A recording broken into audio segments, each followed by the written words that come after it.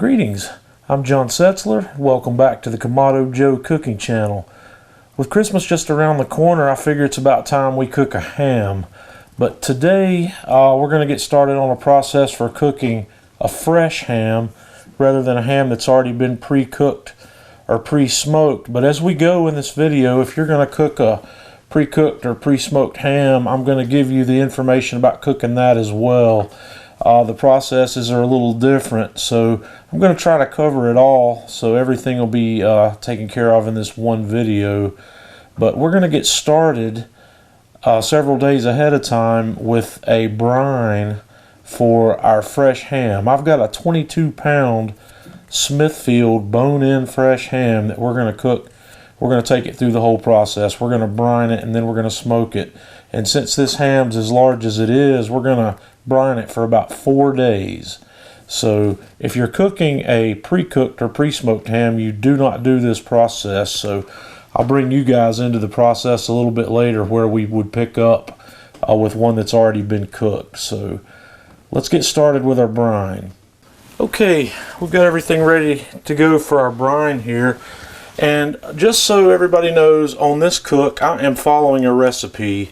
I don't normally do that, but since this is the first time I've cooked a fresh ham like this, I called Smithfield, who's the company that made this ham, and asked them for some advice on it. They pointed me to a really good looking recipe from Anne Burrell on the Food Network, and I will link that recipe in the video description here. So we're going to get started here. I've got 2 gallons of hot water from the tap. And we're going to put in 2 cups of kosher salt, and then follow that with 2 cups of sugar. And I've got 1 coarsely chopped yellow onion. We'll dump all that in. I've got 1/2 cup of mustard seed, 1/2 cup of fennel seed,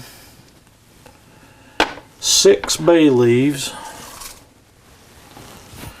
and then I've got 4 ribs of celery that I've coarsely chopped, and then I've got 4 or 5 sprigs of fresh rosemary.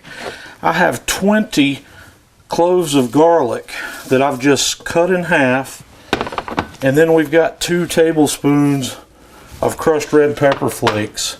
So what I'm going to do is just kind of mix all that up. And then I'm going to cover this and put it in the refrigerator overnight. I'm going to stir this and make sure all that salt and sugar gets dissolved. And chill this overnight. And then I'll be back tomorrow. And we're going to brine this big ham in a bag, because depending on the size of your ham, that depends on how much of this brine you need to make. And in order to do a 22-pounder, I didn't want to have to make 5 or 6 gallons of this to completely cover it. So you'll have to adjust that according to what size ham you've got. If you can brine it in a bag, you can put it in the refrigerator and use less brine and just flip it every 6 or 8 hours during the brine time. We are going to be brining this ham for 4 days, 96 hours.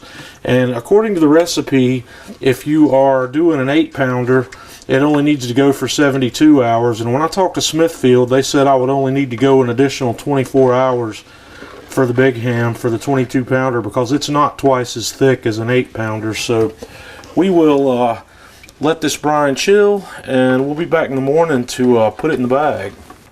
Okay, our brine has been chilling overnight, and I have taken the packaging off of this huge ham and rinsed it off. And I am going to work today with one of these Ziploc XL bags.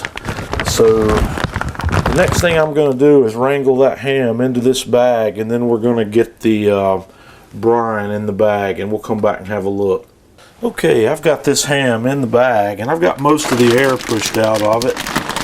So what we're going to do is we're going to set this guy in the refrigerator for 4 days, 96 hours, and twice a day I'll probably come around and flip the ham just so it all of it stays submerged. So we're going to go for 4 days before we come back and look at this again.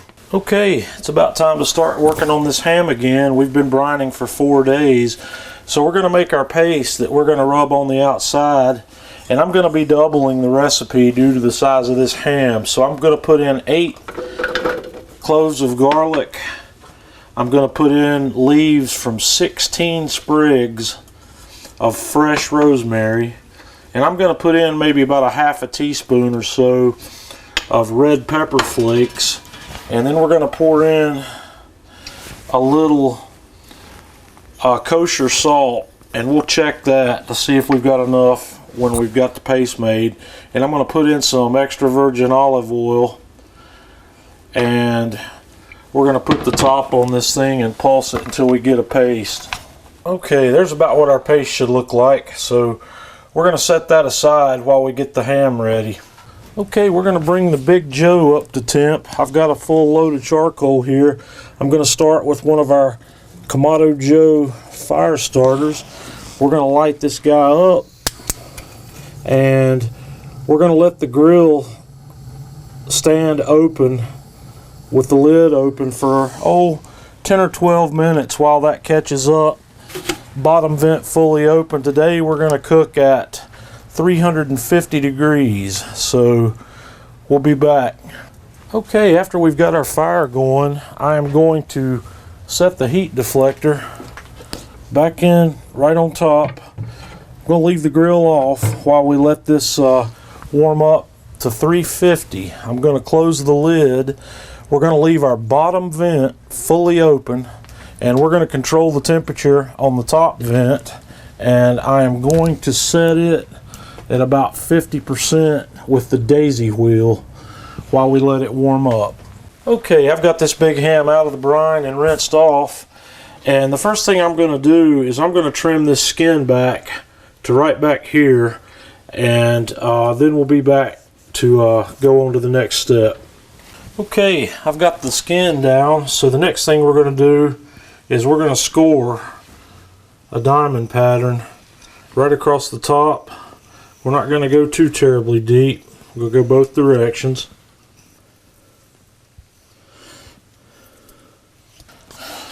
And then we're going to start working our paste on. We're going to get a good liberal coat of this paste all over the top of this guy. And then we're going to let this just sit here for a little bit while our grill finishes coming up to temperature. Alrighty folks, our Big Joe here is just about up to temp. So I'm going to open the lid. I'm going to lift my heat deflector back out, set it aside, and we're going to put some applewood chunks in here. And I'm going to put a fairly healthy dose of these things because this is a really big chunk of meat, and applewood is a perfect choice of smoking wood for ham.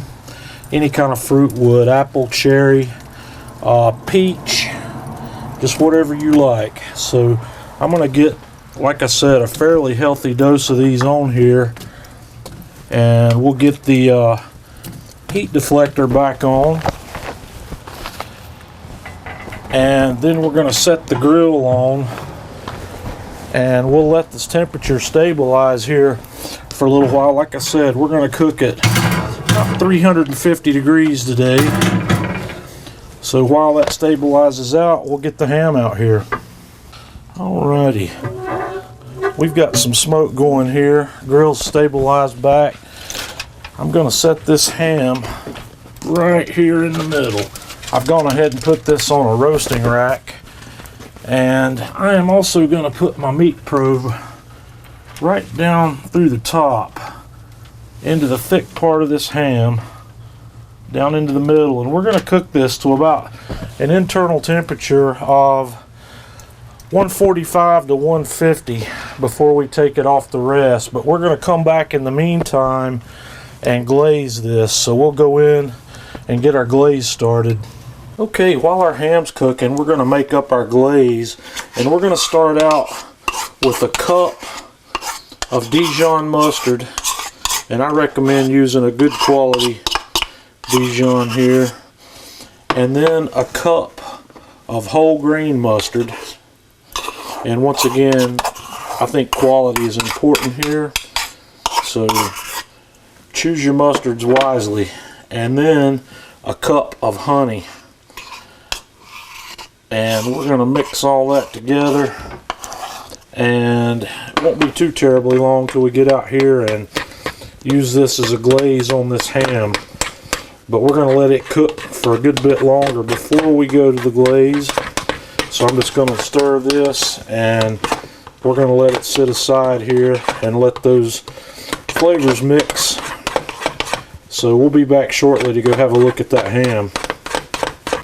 Okay folks, we've been going for 3 hours and 6 minutes here on this big ham, and man, it's looking really good. The internal temperature is up to 115 degrees, and I'm going to put my first round of glaze on here now. So what I'm going to do is spoon on some of this honey mustard glaze that we made, and I'm just going to spread it around. I wish you could smell this thing. Maybe one of these days YouTube will come up with that technology for us. And like I said, I'm at 115 degrees internal, so I'm going to hit this with this glaze. We're just going to kind of spread it around and get a nice coat on it, on all the exposed sides here. And we're going to let this continue to cook, and when I get it up to 135 degrees, which is another 20 degrees or so, we're going to come back and hit it again with this glaze. Okay, we're up to the 3 hour and 50 minute mark, and we're at about 130 degrees internal temperature here. So I'm going to hit this ham with another dose of this honey mustard glaze that we made. I'm going to get it on there, spread it around. Man, this thing smells awesome. I can't wait to get it off of here. It won't be much longer, so I'm going to put a nice heavy coat of this on here. This will be the last time we baste, and I'm guessing it's going to take 30, maybe 45 more minutes to get this guy up to 145. And then, you know, we're going to take it in and rest it. So, man, look at that. It looks awesome. I'll be back to show you what we've got when we take it off the grill. Okay, folks, we are 4 hours and 40 minutes into this cook. I've hit the internal temperature I'm looking for, so we're going to pull that probe out. I'm going to take this inside, and we're going to tin it with aluminum foil and let it rest for a half an hour before we carve into it. So we'll be back shortly to see what this looks like and have a taste. Okay folks, I've rested this ham, and you would not believe how tender, juicy this thing is. I'm going to try a little left-handed slice right down through here, shave some more of that off. Man, this thing smells outstanding. I've already cheated and tasted a little bit of it. We rested it for about 45 minutes, and you can see how tender and juicy that is. It's just moist all the way through.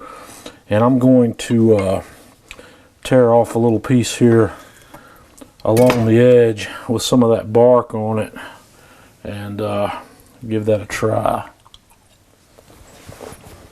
Man, that's outstanding. Outstanding ham.